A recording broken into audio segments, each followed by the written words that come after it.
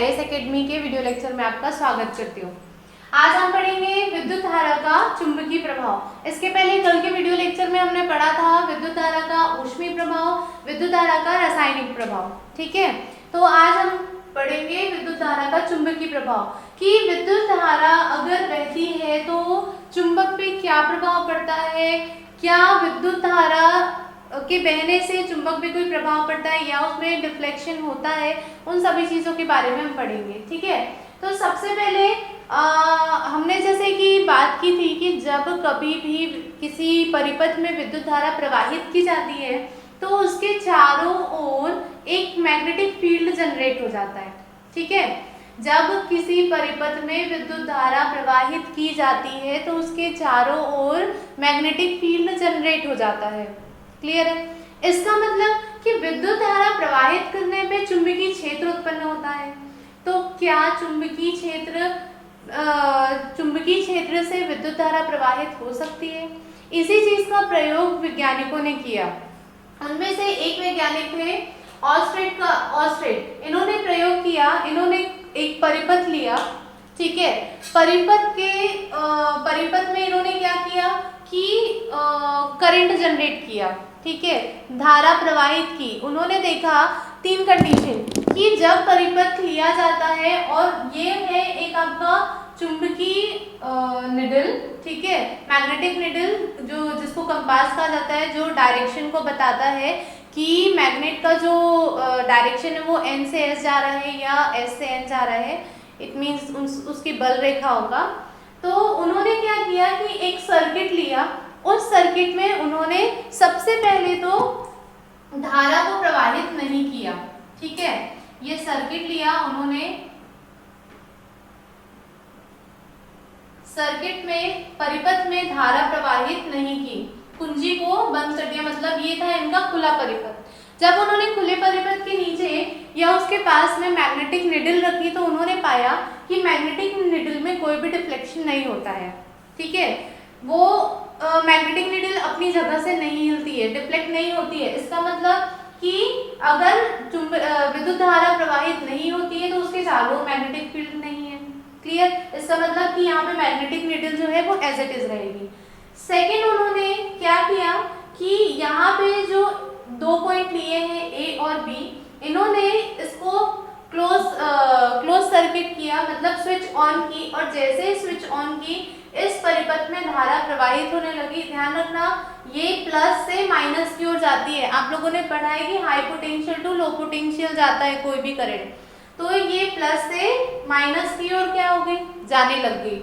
जब ये सर्किट को क्लोज किया गया, स्विच ऑन किया गया, इसके चारों ओर धारा प्रवाहित होने लगी, तब यहाँ पे जो रखी हुई मैग्नेटिक निडल है वो कुछ इस प्रकार से डिफ्लेक्ट हुई। ठीक है, इसका मतलब कि ये किस डायरेक्शन में गई, N से S की ओर जाती है। मतलब क्या समझा कि जब हमने इस सर्किट में, इस परिपथ में विद्युत धारा प्रवाहित की तो उस विद्युत धारा के कारण इस सर्किट के चारों ओर एक मैग्नेटिक फील्ड जनरेट हुआ। वो फील्ड आप लोगों ने पढ़ा था विद्युत क्षेत्र के बारे में, वैसे ही चुंबकीय क्षेत्र होता है। चुंबकीय क्षेत्र यहाँ पे अगर हम बात करें, ठीक है, तो यहाँ पे ये क्या होगा कि जैसे ही धारा प्रवाहित हो रही है इसके चारों ओर चुंबकीय क्षेत्र उत्पन्न हो रहा है, और उसी क्षेत्र के अंदर अगर ये निडल रखा हुआ है तो ये क्या होती है, अपनी जगह से हिलती है और कहाँ जाएगी, N से S की ओर जाएगी। इसका मतलब कि यदि ये डिफ्लेक्ट की, इसका मतलब कि करंट देने पे वहां पे मैग्नेटिक फील्ड जनरेट होता है, ये उनको पता चला। क्लियर है? थर्ड एक्सपेरिमेंट उन्होंने किया कि जब धारा को, पहले तो धारा को किधर से बहाया गया, B से A की ओर बहाया गया, लेकिन जब धारा को A से B की ओर फ्लो किया जाता है तब उन्होंने देखा कि जो मैग्नेटिक निडल है वो किस तरह से डिफ्लेक्ट हुई। अब वो साउथ से नॉर्थ की ओर जा रही थी। मतलब जो उसका डायरेक्शन है, जो पोल्स होते हैं नॉर्थ पोल और साउथ पोल, उसका डायरेक्शन क्या हो गया, अपोजिट हो गया। पर फिर भी यहाँ पे मैग्नेटिक फील्ड जनरेट हुई क्योंकि इस सर्किट, ये क्लोज सर्किट है, इसमें करंट फ्लो किया गया करंट फ्लो मतलब विद्युत धारा प्रवाहित करने से किसी भी परिपथ के चारों ओर चुंबकीय क्षेत्र जनरेट हो जाता है। ठीक है, तो इससे पता चला कि यदि विद्युत धारा प्रवाहित की जाती है तो उससे चुंबकीय क्षेत्र भी जनरेट होता है। ठीक है, तो ये था ऑर्स्टेड का प्रयोग कि विद्युत धारा से चुंबकीय क्षेत्र का पता करना। ठीक है, अब इसके बाद में फेराडे नामक वैज्ञानिक आए। उन्होंने इस प्रयोग को देखा तो उन्होंने सोचा कि यदि विद्युत धारा प्रवाहित करने से चुंबकीय क्षेत्र उत्पन्न हो सकता है तो क्या चुंबकीय क्षेत्र को यदि उत्पन्न कराया जाए या चुंबकीय क्षेत्र के बीच में किसी परिपथ को या किसी जो कॉइल जो कुंडली होती है जिसको बैटरी से कनेक्ट कर दिया जाता है, यदि वो रखा जाए तो क्या उस चुंबकीय क्षेत्र से उस सर्किट में विद्युत धारा प्रवाहित होगी या नहीं। ठीक है, तो ऑर्स्टेड ने सिर्फ इतना पता लगाया था कि विद्युत धारा बहने से उसके चारों ओर चुंबकीय क्षेत्र का निर्माण होता है। ठीक है, इसके बाद हम पढ़ेंगे विद्युत चुंबकीय प्रेरण, जो कि फेराडे नामक वैज्ञानिक ने इसका प्रयोग किया था कि यदि विद्युत प्रवाह करने से उसके चारों ओर चुंबकीय क्षेत्र उत्पन्न होता है तो क्या चुंबकीय क्षेत्र से विद्युत धारा उत्पन्न हो सकती है या नहीं। उसका प्रयोग किया था फेराडे ने। अब अगले टॉपिक में हम वो देखेंगे। अब हम पढ़ेंगे फेराडे का प्रयोग। ठीक है, फेराडे ने क्यों ऐसा प्रयोग किया, क्योंकि अभी हमने देखा कि ऑर्स्टेड ने विद्युत धारा से चुंबकीय क्षेत्र उत्पन्न किया तो इन्होंने सोचा कि क्या चुंबकीय क्षेत्र से विद्युत धारा उत्पन्न की जा सकती है। चुंबकीय क्षेत्र इट मीन्स कि कोई भी प्रबल मैग्नेट, कोई स्ट्रॉन्ग मैग्नेट को यदि जैसे ये आप लोगों को दिख रहा है यहाँ पे कॉइल्स को कनेक्ट किया गया है गैल्वेनोमीटर से, अगर इस कॉइल के पास में जिसमें गैल्वेनोमीटर लगा हुआ है ये एक स्ट्रॉन्ग मैग्नेट को यदि पास ले जाया जाए या दूर किया जाए तो क्या इसके मैग्नेटिक एरिया के कारण इस कॉइल में करंट जनरेट होगा या नहीं। क्लियर है। तो फेराडे ने इसके कुछ प्रयोग किए। उन प्रयोगों में उन्होंने देखा, सबसे पहले तो क्या किया, एक कुंडली बनाई, यहाँ पे बहुत सारे वायर्स को क्या किया, एक कुंडली के फॉर्म में लिया जिसको क्या कर दिया, गैल्वेनोमीटर से जोड़ दिया। ठीक है, गैल्वेनोमीटर क्या होता है, हम लोग तीन चीजें यूज करते हैं, एक करते हैं अमीटर और एक करते हैं वोल्ट मीटर और तीसरा करते हैं गैल्वेनोमीटर। ठीक है, अमीटर का यूज क्यों किया जाता है, अमीटर का यूज धारा को या करंट के मेजरमेंट के लिए करते हैं। वोल्टेज के लिए इट मींस विभवांतर या जो पोटेंशियल होता है विभव के मेजरमेंट के लिए हम वोल्ट मीटर का यूज करते हैं और गैल्वेनोमीटर का यूज किया जाता है विद्युत क्षेत्र की तीव्रता देखने के लिए कि वहां पे उसकी तीव्रता कितनी अधिक है। इसलिए हमने यहाँ पे क्या किया है, गैल्वेनोमीटर का यूज किया है। इस कुंडली से हमने क्या कर दिया, गैल्वेनोमीटर को कनेक्ट कर दिया। ठीक है, अब गैल्वेनोमीटर को कनेक्ट किया गया तो यदि उसमें कोई भी वेरिएशन होगा तो वो हमको कहाँ दिखेगा, गैल्वेनोमीटर में दिखेगा। क्लियर। तो सबसे फर्स्ट उनका जो एक्सपेरिमेंट था, उन्होंने इस कुंडली के पास में ये है एक मैग्नेट, एक स्ट्रॉन्ग मैग्नेट N पोल और ये है अपना S पोल। जब N पोल और S पोल के एक मैग्नेट को N पोल की तरफ से इस कुंडली के पास लाया गया तो उन्होंने देखा कि ये जो गैल्वेनोमीटर है इसमें डिफ्लेक्शन हुआ, विक्षेपित हुई। इसकी जो सुई है, पहले गैल्वेनोमीटर की सुई किस प्रकार थी, जब इसके पास मैग्नेट नहीं रखा गया था तब गैल्वेनोमीटर की सुई कुछ इस प्रकार की थी। ठीक है, ये ऐसे, जब इसमें कोई भी वर्क नहीं हो रहा था। लेकिन जब इस कुंडली के पास में इस मैग्नेट को लाया गया तो देखा गया कि गैल्वेनोमीटर में डिफ्लेक्शन हुआ, गैल्वेनोमीटर की जो सुई है वो विक्षेपित हुई। विक्षेपित कब होती है, जब इसमें करंट होगा। तो इसका मतलब ये देखा गया कि मैग्नेट को पास लाने में इस कुंडली के यहाँ पे इस कुंडली में एक जो करंट है वो जनरेट हुआ और उस करंट के वो कितना करंट जनरेट हुआ है वो हमको कहाँ से पता चला, उसकी जो तीव्रता है उसकी इंटेंसिटी हमको यहाँ पे लगे हुए गैल्वेनोमीटर से पता चली। दूसरी चीज उसमें क्या पता चला कि जो करंट का डायरेक्शन था वो कैसा था, जब मैग्नेट के एन पोल को इस कुंडली के पास लाया गया तब करंट का डायरेक्शन कैसा था, ऊपर की ओर। क्लियर है, ये आपको दिख रहा है करंट का जो डायरेक्शन है वो ऊपर की ओर था ऐसा। और जब इसको एज इट इज इस मैग्नेट को जब एक डिस्टेंस से पीछे किया गया, ये देखिए आप इसमें बी जो डायग्राम है उसमें जब मैग्नेट को दूर किया गया, एन पोल को ही दूर किया गया, तो उस कुंडली का जो करंट जो बह रहा है, ठीक है, जो धारा प्रवाहित हो रही है उसका जो डायरेक्शन है वो इसके अपोजिट हो गया। क्लियर है, इससे बिल्कुल उल्टा, ये ऊपर की ओर करंट फ्लो हो रहा था, जैसे हमने उस मैग्नेट को पीछे किया तो करंट कैसा, करंट फ्लो तो हुआ लेकिन कैसा हुआ, उल्टा फ्लो होने लग गया। मतलब धारा दोनों स्थिति में प्रवाहित हुई। अब धारा क्यों प्रवाहित होती है, धारा के प्रवाहित होने का कारण होता है उसमें मैग्नेट से निकलती हुई बल रेखाएं। ठीक है, इनके बारे में हम डिस्कस करेंगे अगले टॉपिक में। मैग्नेट से जो बल रेखाएं निकलती हैं, जो मैग्नेटिक फ्लक्स जनरेट होता है, उन मैग्नेटिक फ्लक्स के कारण क्या होता है, मैग्नेट का एक एरिया जनरेट होता है जिसको हम कहते हैं चुंबकीय क्षेत्र। अगर उस चुंबकीय क्षेत्र में किसी कुंडली को रखा जाए तो उसमें क्या होता है, करंट फ्लो होने लग जाता है। क्लियर है, तो वही प्रोसेस फैराडे ने इन कॉइल्स के साथ में किया। थर्ड में हम देखेंगे कि जब उस कुंडली के पास में एस पोल को उसके पास लाया गया तब क्या हुआ, एस पोल को पास में लाने के कारण फिर से उसमें डिफ्लेक्शन हुआ, और डिफ्लेक्शन जब हुआ तो उन्होंने क्या देखा कि जो इसका डायरेक्शन है वो क्या हो गया, नीचे से ऊपर की ओर चला गया। ठीक है, इसका जो डायरेक्शन है वो नीचे से ऊपर की ओर गया, ऊपर से नीचे की ओर गया। अब ये आप देख सकते हैं, ये वाला जो है और ये वाला ये बिल्कुल सेम डायरेक्शन में है। ठीक है, तो इसका मतलब यदि एन पोल को दूर ले जाया जाता है, मैग्नेट को दूर ले जाया जाता है तो क्या हो जाता है, और एस को जब पास लाया जाता है तो इन दोनों का जो करंट का डायरेक्शन है वो सिमिलर होता है। ठीक है, अब जब एस पोल को, जब मैग्नेट को पलट दिया जाता है, एन पोल से उसको एस पोल कर दिया जाता है, और एस पोल को जब दूर ले जाया जाता है इस मैग्नेट को, तब इसका डायरेक्शन कैसा हो जाता है, ऊपर की ओर हो जाता है। और इसके डिफ्लेक्शन जो है, इसकी गैल्वेनोमीटर लगा हुआ है, उस गैल्वेनोमीटर की सुई का डायरेक्शन भी क्या हो जाता है, चेंज हो जाता है। आप लोग देख रहे होंगे कि ये वाला जो है, ये दोनों का डायरेक्शन एक जैसा है और बी और सी का डायरेक्शन एक जैसा है।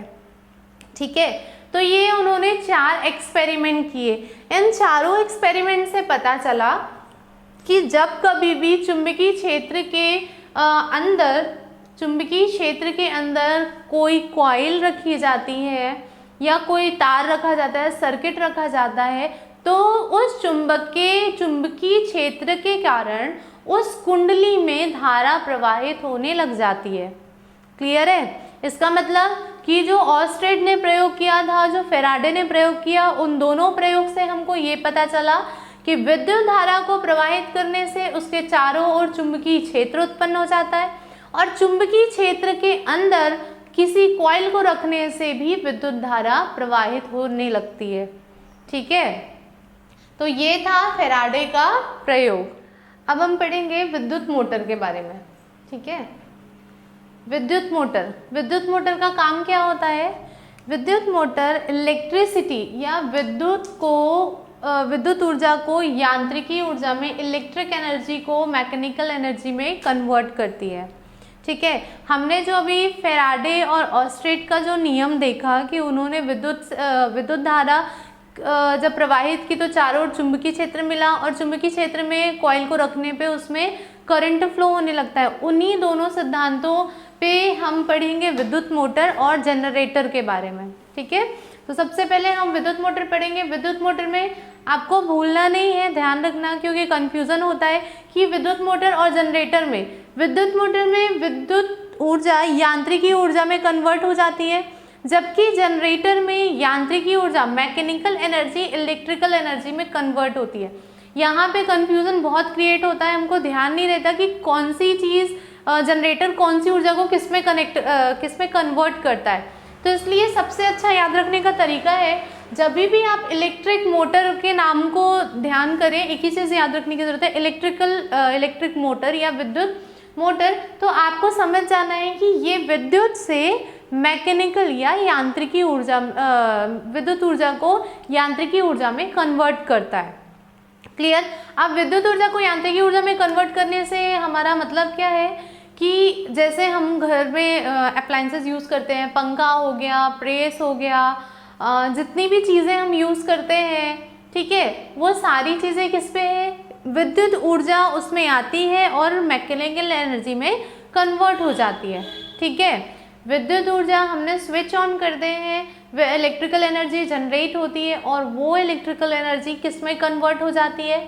मैकेनिकल एनर्जी में कन्वर्ट हो जाती है। वहाँ पे किस चीज़ का प्रयोग किया जाता है? विद्युत मोटर का प्रयोग किया जाता है। क्लियर है? अब विद्युत मोटर बना कैसे होता है, काम कैसे करता है, वो सारी चीज़ें हम इसमें पढ़ेंगे।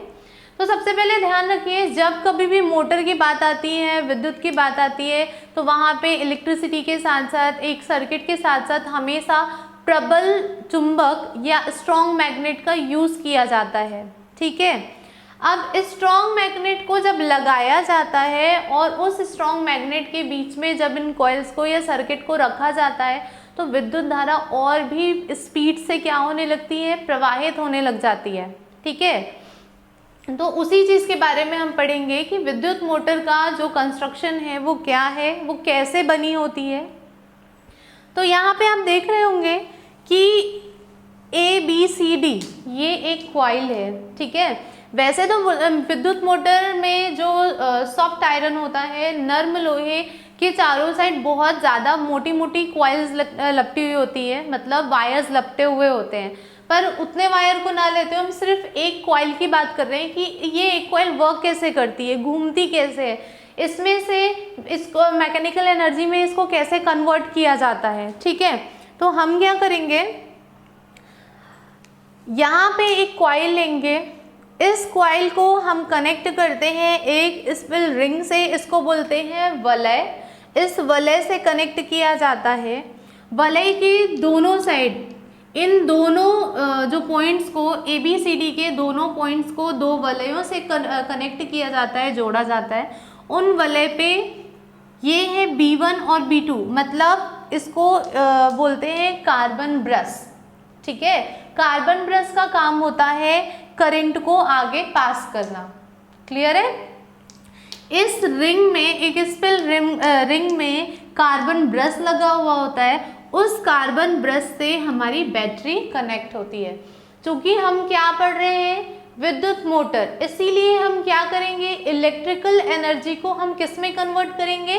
मैकेनिकल एनर्जी में कन्वर्ट करेंगे। सपोज आप एक अजम्पशन कर सकते हैं, एज्यूम कर सकते हैं, जैसे कि ये हमारा पूरा सेटअप है, ये हमारा है विद्युत मोटर, इसके ऊपर में हमने क्या लगा दिया है?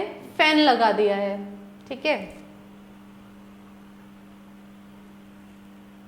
यहाँ पे फैन लगा हुआ है, जिसको हमको क्या करना है, जो चलेगा किससे?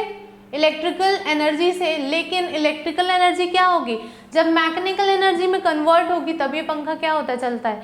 जो पंखा चलता है उसको हम क्या बोलते हैं? वो यांत्रिकी है। ठीक है, मतलब उसमें जो ऊर्जा उत्पन्न हो रही है वो यांत्रिकी ऊर्जा है। ठीक है, तो दिमाग में एक चीज़ बैठाइए कि जैसे चक्री होती है, ठीक है, बैटरी के सामने अगर आप पंखा लगा दिए तो जब आप बैटरी को ऑन करेंगे तो पंखा घूमने लगता है, या स्विच ऑन करेंगे तो पंखा घूमने लगता है। तो स्विच में विद्युत मोटर लगी हुई होती है। अब विद्युत मोटर कैसे काम करती है?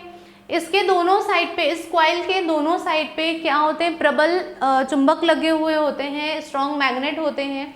इन स्ट्रॉन्ग मैग्नेट का सेटअप कुछ इस प्रकार से किया जाता है जैसा कि आप डायग्राम में देख रहे हैं। क्लियर? तो ABCD ये हमारी कॉइल है जो कि स्पिल रिंग से कनेक्ट है। इनके दोनों साइड पे कार्बन ब्रश लगा हुआ है। इस कार्बन ब्रश का काम है वो करंट को आगे पास करता है। इस पूरे सेटअप को एक बैटरी से जोड़ दिया जाता है। क्लियर? अब ये काम कैसे करता है? तो इसके काम करने का तरीका होता है, हमने पढ़ा है कि मैग्नेट के चारों साइड में क्या होती है, विद्युत बल रेखाएं निकलती हैं, उनके चारों साइड में मैग्नेटिक फील्ड होता है। ठीक है, अब जैसा कि हम देख रहे हैं कि ये है N और ये है S। ठीक है, अब इसके बीच में हमने कॉइल रखा हुआ है, तब क्या होगा, ये कैसे काम करेगा। पहला तो स्विच है, ठीक है, हम बैटरी लगाया हुआ है हमने, जब हम इसको बंद परिपथ में कन्वर्ट करेंगे तो ये घूमेगा। लेकिन चूंकि यहाँ पे N और S मतलब दो मैग्नेट लगे हुए हैं, ये मैग्नेट की जो बल रेखाएं हैं, जो मैग्नेटिक फ्लक्स निकलेंगी, वो फ्लक्स क्या होगी, सपोज,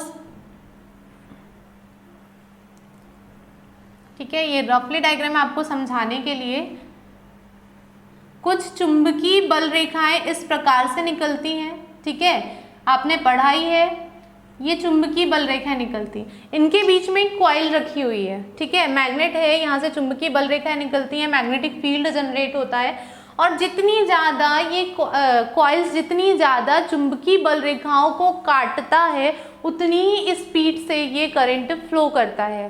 ठीक है, इसका मतलब कि जितना ज़्यादा स्ट्रॉन्ग मैग्नेट होगा, उसमें से उतनी ही ज़्यादा मैग्नेटिक फ्लक्स जनरेट होंगी, चुंबकीय बल रेखाएं निकलेंगी, और जितनी चुंबकीय बल रेखाओं को ये कुंडली जो गोल घूमेगी वो काट रही होगी, उतनी ही ज़्यादा स्पीड से इसमें करंट फ्लो होगा, और उतनी ही स्पीड से ये इलेक्ट्रिकल एनर्जी को मैकेनिकल एनर्जी में कन्वर्ट करेगा। इसीलिए कभी भी ध्यान रखना, आप किसी भी मोटर को खरीदें, उनमें मैग्नेट जरूर लगा होता है, क्योंकि वो क्या काम करता है, उसकी पावर को बढ़ाता है। ठीक है, अब जैसा कि हमने देखा, जैसे ही यहाँ पे हम ये मैग्नेट लगाए, हम बैटरी ऑन करेंगे तो ये क्या होगा, घूमना शुरू करेगा। ठीक है, अब इसको हम कैसे देखते हैं, सपोज ये कॉइल है, क्लियर, ये हमारा A, B और ये हमारा C और D, क्लियर है। जैसे ही करंट इसमें जनरेट होता है, धारा प्रवाहित होने लग जाती है, तो ये क्या होता है, कुछ इस प्रकार से घूम जाती है। ये AB क्या हो जाती है, अंदर चली जाती है, और CD कहाँ जाती है, AB की जगह में।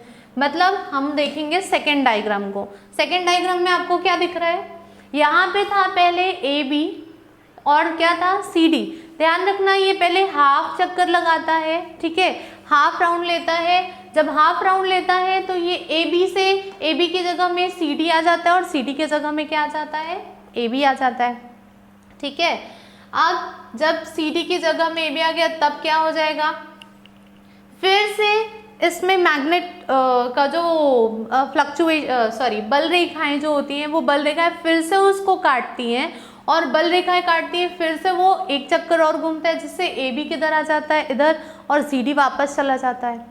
मतलब ये कंटिन्यूसली, जब इसको मोटर जो है, मोटर की जो कॉइल है या जो मोटर है, वो कुछ इस प्रकार से घूमती है, बहुत स्पीड में घूमती है, और इसमें क्या लगा होता है, इनके दोनों साइड पे मैग्नेट लगे हुए होते हैं। ये मैग्नेट की फ्लक्स रेखाओं को, जो फ्लक्स है, मैग्नेटिक फ्लक्स को जितनी ज़्यादा काटते हैं, जितनी ज़्यादा फ्लक्स को ये काटते हैं, उतनी ही ज़्यादा स्पीड से और उतना ही ज़्यादा उसमें करंट जनरेट होता है, और उतनी ही ज़्यादा मैकेनिकल एनर्जी में वो कन्वर्ट हो जाता है। क्लियर है, तो आपको समझ में आया कि विद्युत मोटर कैसे काम करता है। आप दिमाग में सोचते जाइए, आपके पास एक मोटर है, सपोज ये इसको हमने लिया है, एक मोटर ले लिया है, ये हमारा पेन है, इस पेन को हमने मोटर माना है। ठीक है, ये वाला जो पोर्शन है, यहाँ पे कॉइल लगी हुई है, ठीक है, जो कि नर्म लोहे या सॉफ्ट आयरन के तारों से लपटी हुई होती है। क्लियर है, और जब इस कॉइल, ये पीछे पूरा इसका कनेक्शन होता है, ये कनेक्शन, जैसे कि हम इस पेन को ऐसे रखें तो यहाँ हो जाएगी कॉइल, और ये पूरा हो जाता है सेटअप। यहाँ पे और यहाँ पे क्या होते हैं, मैग्नेट्स लगे होते हैं। जब ये चलना शुरू करता है, जब बैटरी को जब स्विच ऑन किया जाता है, तो ये घूमता है। तो सबसे पहले कोई भी चीज़ हाफ सर्कल घूमती है, AB का पोर्शन चला जाता है CD की तरफ, और CD का पोर्शन आ जाता है AB की तरफ। जब वो पूरा एक राउंड कंप्लीट करता है, तब वो वापस अपनी जगह में आ जाता है, AB अपनी जगह में और CD अपनी जगह में। मतलब एक बार उसका रोटेशन होता है, जब वो दोनों आपस में अपनी जगह बदलते हैं। क्लियर है, तब क्या हो जाता है, इसमें बहुत स्पीड से करंट फ्लो होने लगता है। और सपोज यहाँ पे ये जो कॉइल है इसके आगे हमने एक छोटा सा एग्जॉस्ट या कोई भी पंखा या बल्ब कनेक्ट कर दिया है, जिससे हमको पता चलेगा कि वो उसमें कितनी ज़्यादा एनर्जी आ रही है मैग्नेट के कारण, ठीक है। तो हम क्या करेंगे, यहाँ पे कुछ इस प्रकार से कनेक्ट कर देते हैं इसको। जब ये घूमता है तो ये भी क्या होता है, इसमें मैकेनिकल जो इलेक्ट्रिकल एनर्जी है वो किस में कन्वर्ट हो जाती है, मैकेनिकल एनर्जी में, और ये भी घूमने लग जाता है। क्लियर है। तो विद्युत मोटर इसी प्रकार से काम करता है, जिस प्रकार यहाँ पे लगा हुआ है उसमें आपको ध्यान रखना है। आप कॉइल लेंगे, कॉइल के बाद में कॉइल के जस्ट बाजू में स्ट्रॉन्ग मैग्नेट लगे हुए होते हैं। ये कॉइल किससे कनेक्ट होती है, एक स्पिल रिंग से, जिसको वलय कहा जाता है हिंदी में। और ये होता है कार्बन ब्रश भी लगा हुआ होता है। ये कार्बन ब्रश आगे करंट फ्लो करने का काम करता है। और ये चूंकि इसमें विद्युत ऊर्जा से यांत्रिकी ऊर्जा में कन्वर्ट हो रही, इसलिए हमने यहाँ पे क्या लगाई हुई है, बैटरी, ठीक है। क्योंकि जब आप जनरेटर पढ़ेंगे तो उसका डायग्राम भी ऑलमोस्ट सिमिलर होता है, बस उसमें क्या होता है कि जो मैकेनिकल एनर्जी है, इसका मतलब कि जब हम कोई काम करेंगे वो काम किस में कन्वर्ट हो जाएगा, वो वर्क किस में कन्वर्ट होगा, इलेक्ट्रिकल एनर्जी में। सपोज हम कंटिन्यूसली जैसे एक सिंपल सा एग्जांपल लेते हैं, पहले के ज़माने में गेहूँ पीसने की चक्की होती थी, ठीक है। गेहूँ पीसने की चक्की, तो हम उसको जितना तेज़ी से घुमाते थे गेहूँ उतनी ही तेज़ी से पिसता है, मतलब उतनी तेज़ी से उसमें आटा बनता है। मतलब हम जो काम कर रहे हैं वो हमको आटे के रूप में मिल रहा है। हमने जितनी तेज़ी से काम किया गेहूँ का उतना जल्दी आटा बना। वैसे ही बिल्कुल जनरेटर काम करता है कि जनरेटर को जितनी तेज़ी से घुमाया जाता है, सपोज़ उस जनरेटर में हम बल्ब लगा देते हैं या कोई ऐसा गैल्वेनोमीटर या कुछ लगा देते हैं, जिससे हमको पता चलता है कि जितना हम वर्क कर रहे हैं उसके हिसाब से उसमें कितना ज़्यादा करंट फ्लो हो रहा है। तो हम उसमें एक बल्ब कनेक्ट कर देते हैं, तो जितनी ज़्यादा तेज़ी से हम मैकेनिकल वर्क करते हैं या उस कॉइल को घुमाते हैं, आर्मेचर बोलते हैं उसको, आर्मेचर को घुमाते हैं, उतनी ही तेज़ी से उसमें करंट बहता है। और वो करंट किस में कन्वर्ट होता, वो करंट किस में हमको दिखाई देता है, उसमें जो हमने गैल्वेनोमीटर लगाया उसमें, या हमने कोई बल्ब या कोई ऐसा इंस्ट्रूमेंट लगा दिया जो हमको वर्क करने पे दिखाई दे, जैसे कि हम फैन की बात करते हैं, ठीक है। तो ये डिफरेंस होता है विद्युत मोटर और जनरेटर में। तो विद्युत मोटर आपको क्लियर है। अच्छा, विद्युत मोटर का जो सेटअप है वो किस किस पर डिपेंड करता है। तो सबसे पहले मैग्नेट जितना ज़्यादा स्ट्रॉन्ग होगा करंट उतना ज़्यादा फ्लो होगा, ठीक है। दूसरी चीज़ कि नंबर ऑफ कॉइल्स जितनी ज़्यादा होंगी वो उस पर उतना ही इफेक्ट डालेगा, मतलब करंट उस पर उतना ही ज़्यादा फ्लो होगा, धारा उसमें उतनी ही ज़्यादा प्रवाहित होगी। तो मैग्नेट के स्ट्रॉन्ग होने पे कॉइल नंबर ऑफ कॉइल्स पे डिपेंड करता है, और जितना ज़्यादा स्ट्रॉन्ग मैग्नेट होगा उतनी ज़्यादा मैग्नेटिक फ्लक्स जनरेट होगी, और जितनी ज़्यादा मैग्नेटिक फ्लक्स को ये काटेगा उतनी ही ज़्यादा तेज़ी से करंट जनरेट होगा। क्लियर है। तो ये था विद्युत मोटर। अब हम नेक्स्ट पढ़ेंगे जनरेटर के बारे में। जैसा कि हमने बात किया था कि भाई विद्युत मोटर और जनरेटर ऑलमोस्ट सिमिलर होते हैं। डिफरेंस होता है कि विद्युत मोटर विद्युत ऊर्जा को यांत्रिकी ऊर्जा में कन्वर्ट करती है, electrical energy to mechanical energy, and generator में mechanical energy to electrical energy. It means यांत्रिकी ऊर्जा को वो किस में कन्वर्ट कर देगा, विद्युत ऊर्जा में, ठीक है। अब वो कैसे करता है, अगर आपको विद्युत मोटर का डायग्राम बिल्कुल समझ में आ गया है तो आपको इसको समझने में बिल्कुल भी टाइम नहीं लगेगा, क्योंकि प्रोसेस ऑलमोस्ट सिमिलर है, ठीक है। जैसा कि आप देख रहे हैं डायग्राम ऑलमोस्ट सेम है, ठीक है। ये है मैग्नेट, ये है कॉइल, ये है स्टैंड। अब इसमें स्टैंड क्यों लगा है, ये जो पोर्शन होता है इसको हम आर्मेचर भी कहते हैं, ठीक है। ये किससे जुड़ा हुआ है, वलय से जुड़ा हुआ है, ये वलय लगे हैं, और ये वलय के बाद में कार्बन ब्रश लगा हुआ है। एक चीज़ इसमें चेंज हुई है, वो है यहाँ पे हमने बैटरी का यूज़ किया था विद्युत मोटर में, जबकि जनरेटर में हमको क्या करना है, जनरेटर में कि जो भी हम काम करेंगे अगर हम इसको स्टैंड की या आर्मेचर की सहायता से जब घुमाएंगे तो वो मैकेनिकल एनर्जी किस में कन्वर्ट होनी चाहिए, इलेक्ट्रिकल एनर्जी में। और वही इलेक्ट्रिकल एनर्जी यहाँ पे हम उसको देखेंगे कि कितनी इलेक्ट्रिकल एनर्जी आ रही है, कितना करंट जनरेट हो रहा है। तो यहाँ पे L फॉर लोड, ठीक है, लोड मतलब करंट कितना ज़्यादा है। या इसकी जगह में आप क्या कर सकते हैं, एक बल्ब लगा सकते हैं या आप गैल्वेनोमीटर लगा सकते हैं। गैल्वेनोमीटर में भी उसकी जो निडल है वो डिफ्लेक्ट होगी तो आपको पता चलेगा कितना करंट हुआ। बल्ब अगर आप लगाते हैं तो भी पता चलेगा कि वो कितनी स्पीड से जल रहा है, कितना ज़्यादा तेज जल रहा है। तो भी यहाँ पे आप जो हमको देखना है कि वो एनर्जी कैसे कन्वर्ट हो, कितनी ज़्यादा कन्वर्ट हो रही है, तो वहाँ पे आप लोड की जगह में आप कोई भी गैल्वेनोमीटर या फिर बल्ब का इस्तेमाल कर सकते हैं। बल्ब है, फैन है, कुछ भी चीज़ आप लगा सकते हैं। क्लियर है? तो अब हम स्टार्ट करते हैं इसका वर्किंग प्रोसेस कि वर्किंग प्रोसेस क्या है। सबसे पहले आर्मेचर को जब घुमाया जाता है तो एज इट इज़ कि भाई ये वाला जो पोर्शन है ये हाफ सर्कल कंप्लीट करता है ABCD। AB को जब घुमाते हैं तो वो किसके जगह आ जाता है, CD की जगह आ जाता है। और CD की जगह क्या आ जाता है, CD की जगह AB और AB की जगह क्या आ जाता है, CD आ जाता है। क्लियर? जब हम इसको कुछ इस प्रकार से घुमा देते हैं, ठीक है, तो AB से क्या हो गया CD और CD से क्या हो गया AB। अब आप लोगों ने पढ़ा है AC करंट और DC करंट, हम लोगों ने पिछले लेक्चर में डिस्कस किया था AC करंट और DC करंट के बारे में कि AC करंट क्या होता है। AC करंट अल्टरनेटिव करंट होता है जिसमें फ्लक्चुएशन होता है, मतलब हर बार करंट प्लस से माइनस, माइनस से प्लस, प्लस से माइनस होता है। क्लियर? और DC करंट एक ही डायरेक्शन में जाता है। घर पे जितनी भी चीज़ें हम यूज़ करते हैं, जितने भी अप्लायंसेस होते हैं, वो किस में होते हैं, किसके जरिए हम तक करंट पहुंचाते हैं, AC करंट के जरिए। क्लियर है? घर में DC करंट नहीं होता, AC करंट होता है, अल्टरनेटिंग करंट होता है जिसको हम बोलते हैं प्रत्यावर्ती धारा। बिल्कुल जनरेटर भी उसी के बेस पे काम करता है। जैसे ही इसको घुमाया जाता है ये क्या करता है, इसकी जगह ये ले लेता है, इसकी जगह ये ले लेता है, मतलब बार बार वो क्या कर रहा है, चेंज कर रहा है। जैसे वो प्लस से माइनस, फिर माइनस से प्लस, फिर प्लस से माइनस करता है ना, उसी प्रकार ये जनरेटर भी जब AB से CD और CD से AB होता है तो वो क्या होता है, चेंज होता है। ठीक है, तो ये जनरेटर जो करंट जनरेट करता है वो AC करंट जनरेट करता है। ठीक है, सेम प्रोसेस कि भाई इसके आर्मेचर को हमने घुमाया, मतलब इसमें हम क्या कर रहे हैं, मैकेनिकल एनर्जी दे रहे हैं, मैकेनिकल एनर्जी यांत्रिकी ऊर्जा लगा रहे हैं। वो यांत्रिकी ऊर्जा किस में कन्वर्ट होगी, जब हम जितनी तेजी से आर्मेचर को घुमाएंगे जितनी ज़्यादा मैकेनिकल एनर्जी होगी।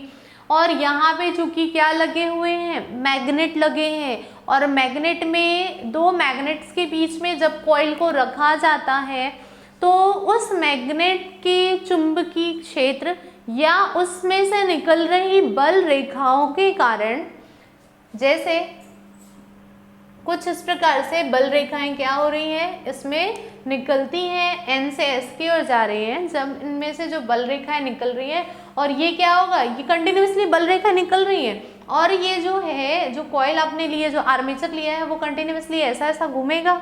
तो जितना घूमेगा, जितनी ज़्यादा बल रेखाएं निकलेंगी, जितनी स्पीड से घूमेगा, उतनी ही स्पीड से क्या होगा, हमको करंट, इस परिपथ में करंट मिलेगा, धारा प्रवाहित होगी। और वो धारा हमको कहाँ दिखाई देगी, यहाँ पे लगे हुए लोड वोल्ट मीटर या बल्ब यदि हमने लगाया है तो उसमें हमको दिखाई देगा कि वोल्ट मीटर में कितना करंट जनरेट हो रहा है। ठीक है, गैल्वेनोमीटर, वोल्ट मीटर कुछ भी लगा सकते हैं आप। ठीक है, तो ये हो गया हमारा पहला कि जब हमने जैसे ही आर्मेचर को घुमाना शुरू किया। अब जब हम आर्मेचर को थोड़ा घुमाते हैं तो क्या हो जाता है, CD इधर आ जाता है, AB इधर आ जाता है, इसका डायरेक्शन चेंज हो जाता है। फिर से ध्यान रखना कि CD से वो क्या कर रहा है, AB से जा रहा है, CD में आ रहा है। और यहाँ पर भी जब आपने चेंज किया तभी भी डायरेक्शन तो क्या है, आपका AB से जा रहा है, ठीक है, और CD में आ रहा है। तो इसका मतलब कि N से S जब भी बल रेखा निकलती तो N से S जाती, इसी प्रकार करंट भी एक ही डायरेक्शन में जाएगा। अगर हम आर्मेचर को घुमा देते हैं तो उसका डायरेक्शन भी क्या हो जाता है, उसी के अकॉर्डिंग चेंज हो जाता है।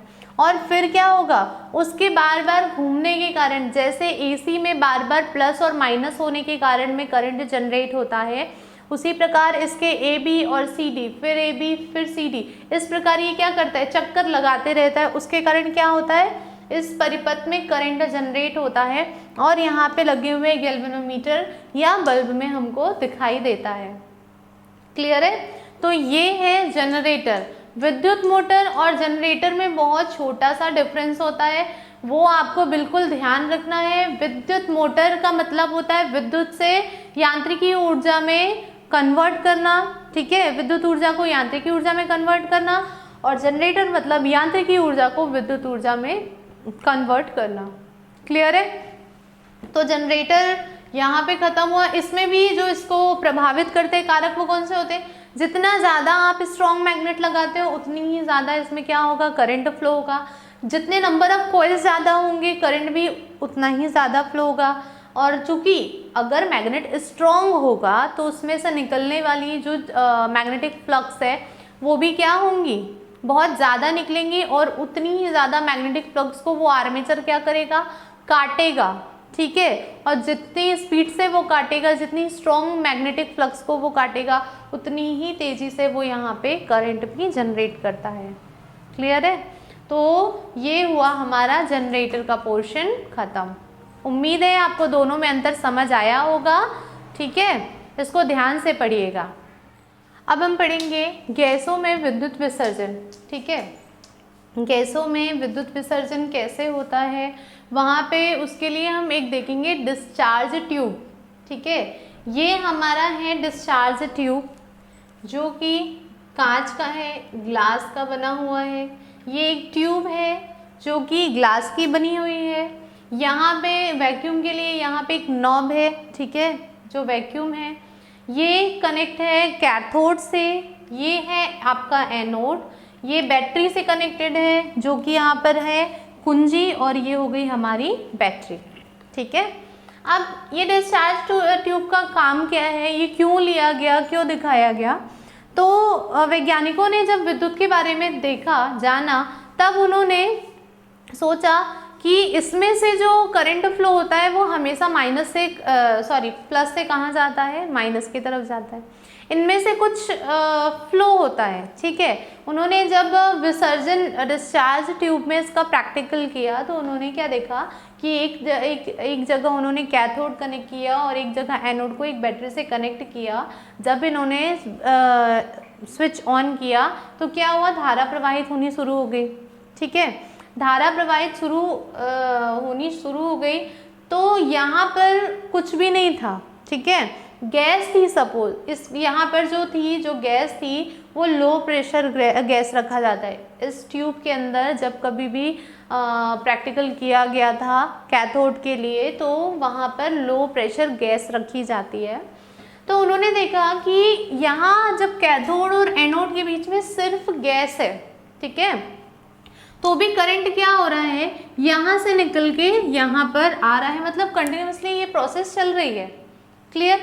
जब करंट यहाँ से निकलता है, प्लस से माइनस की ओर जाता है, तो हमेशा इलेक्ट्रॉन किधर जाते हैं, माइनस से प्लस की ओर। ये इलेक्ट्रॉन का यहाँ से कुछ इस प्रकार से इलेक्ट्रॉन यहाँ पे बहता है।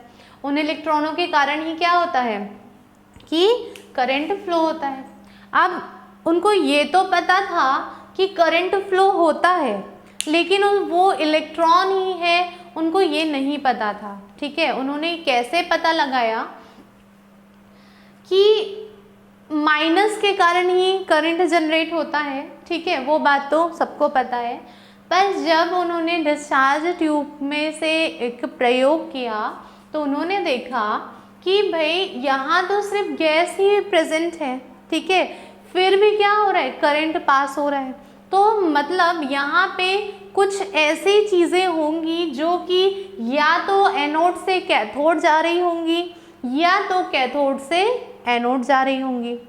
क्लियर? उन्हीं के कारण क्या होता है कि भाई ये यहाँ से निकल के करंट वापस इस सर्किट में आ रहा है, कुछ तो ऐसा होगा जो कि एनोड से निकलकर इसमें जा रहा होगा, या तो इससे निकलकर इसमें आ रहा होगा।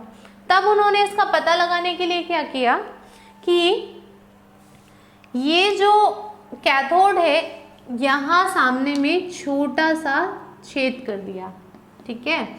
इसका स्पेस कुछ इस प्रकार से रखा कि अगर कोई भी किरण या रे जो विकिरणें हैं या किरण है, अगर वो एनोड से निकल रही होंगी तो उनका कुछ हिस्सा तो इससे निकलकर यहाँ पे दिखाई देगा। यहाँ पर उन्होंने फ्लोरोसेंट पर्दा लगाया, ठीक है, पीछे में फ्लोरोसेंट पर्दा लगाया। अब उन्होंने देखा कि अगर ये एनोड से कैथोड की ओर जा रही होंगी तो इसका कुछ हिस्सा इस हिस्से से निकलकर कहाँ हमको दिखना चाहिए, इस फ्लोरोसेंट पर्दे पर दिखना चाहिए। लेकिन ऐसा नहीं हुआ, उनको यहाँ पर कोई भी इमेज या कोई भी रोशनी उनको दिखाई नहीं दी।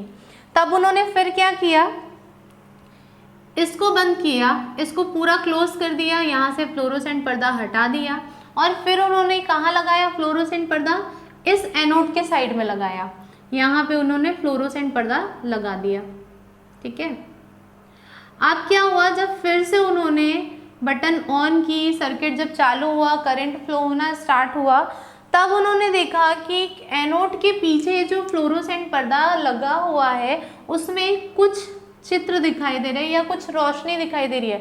इसका मतलब उन्होंने समझा कि जब कभी भी इलेक्ट्रिसिटी या जब करंट फ्लो होता है तो वो कहाँ से निकल के जा रहे हैं, कैथोड से एनोड की तरफ ही जाता है। इलेक्ट्रॉन कैथोड से एनोड की तरफ ही जाते हैं। उस समय उनको ये नहीं पता था कि वही इलेक्ट्रॉन है, उनको सिर्फ इतना पता था कि माइनस के कारण ही, निगेटिव चार्ज के कारण ही करंट फ्लो होता है, ठीक है। तो उनको एक चीज़ तो पता चल गई कि यहाँ पे जो भी प्रेजेंट है वो कहाँ से निकल रहा है, कैथोड से निकलकर कुछ इस प्रकार से बिल्कुल स्ट्रेट कैथोड से निकलकर किधर जा रहा है, वो एनोड की तरफ जा रहा है। क्लियर। अब यहाँ से यहाँ तक जो भी गया उसको उन्होंने क्या मान लिया कि ये कौन सा चार्ज है, नेगेटिव चार्ज है, जिसको उन्होंने क्या नाम दिया, कैथोड रे। कैथोड रे मतलब कैथोड से निकलकर जो भी किरणें एनोड की तरफ जा रही हैं वो क्या कहलाएंगी, कैथोड रे के नाम से कैथोड रे उसका नाम रखा गया, ठीक है। अब इसमें सवाल ये उठता है कि भाई अगर कैथोड रे कैथोड से निकल के एनोड की ओर जा रही है, बहुत स्ट्रेट, एकदम स्ट्रेट जा रही है, ठीक है, ये इनकी प्रॉपर्टी है कि ये बिल्कुल स्ट्रेट जाती है। अगर इनके इस ट्यूब के आजू बाजू में क्या रख दिया गया, प्लस चार्ज लगा दिया गया और यहाँ पे माइनस लगा दिया गया, तो इनका जो डायरेक्शन है ना वो कैसा हो जाता है पता है, इनका डायरेक्शन कुछ इस प्रकार से हो जाता है। अभी ये कैसे बह रही थी, बिल्कुल स्ट्रेट बह रही थी, लेकिन जैसे ही हमने क्या कर दिया, यहाँ पे पॉजिटिव चार्ज रख दिया और यहाँ पे निगेटिव चार्ज रख दिया, तो आप जानते हैं कि कभी भी क्या हो जाएगा, ये किधर मुड़ जाएंगे, ये पॉजिटिव की तरफ मुड़ गई। मतलब ये जो पॉजिटिव और ये जो निगेटिव चार्ज था ये इस पर इफेक्ट डालता है, ठीक है, उनको ये पता लगा। दूसरा प्रयोग उन्होंने क्या किया कि जैसे हमको पता है कि विद्युत से करंट फ्लो करने से मैग्नेटिक फील्ड जनरेट होती है और मैग्नेटिक फील्ड के जनरेट करने से करंट जनरेट होता है। तो जब उन्होंने यहाँ पे प्लस और माइनस चार्ज रखा, वैसे उन्होंने यहाँ पे क्या रख दिए, मैग्नेट्स रख दिए, ठीक है, यहाँ पे एन पोल रख दिया, यहाँ पे एस पोल रख दिया। जब उन्होंने इसके दोनों साइड में मैग्नेट रख दिए तभी भी उन्होंने देखा कि ये सीधी जाने वाली किरणें कहाँ चली जा रही है, अब उन मैग्नेट्स की तरफ जा रही है। क्लियर।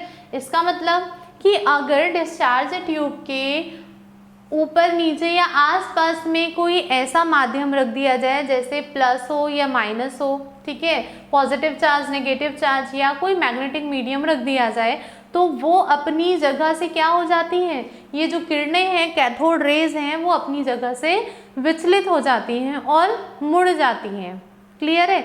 अगर इसको हटा दिया जाए तो ये फिर से कैसी हो जाएंगी, बिल्कुल स्ट्रेट, बिल्कुल इस प्रकार से क्या होंगी, वो सीधी गति में चलने लगेंगी। तब वैज्ञानिकों को पता चला कि यहाँ से जो फ्लो होता है, जो निगेटिव चार्ज फ्लो होता है, वही होता है हमारा इलेक्ट्रॉन, और उसी को उन्होंने क्या नाम दिया, कैथोड से निकलकर एनोड की ओर जाने वाली किरणें क्या कहलाती हैं, कैथोड रेस कहलाती हैं, कैथोड रे कहलाती हैं, जिसके कारण क्या होता है, इस डिस्चार्ज ट्यूब से करंट फ्लो हो जाता है। क्लियर है?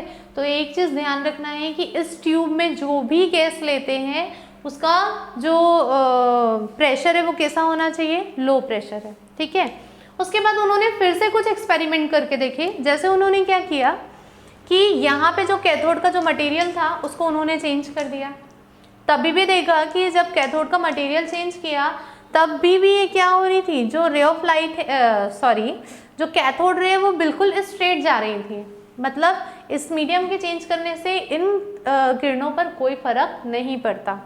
फिर उन्होंने क्या किया कि इसके अंदर जो भी गैस भरी थी उस गैस को चेंज कर दिया। हालांकि उसको भी उन्होंने लो प्रेशर में ही रखा, तो उस गैस को भी उन्होंने क्या कर दिया, चेंज कर दिया।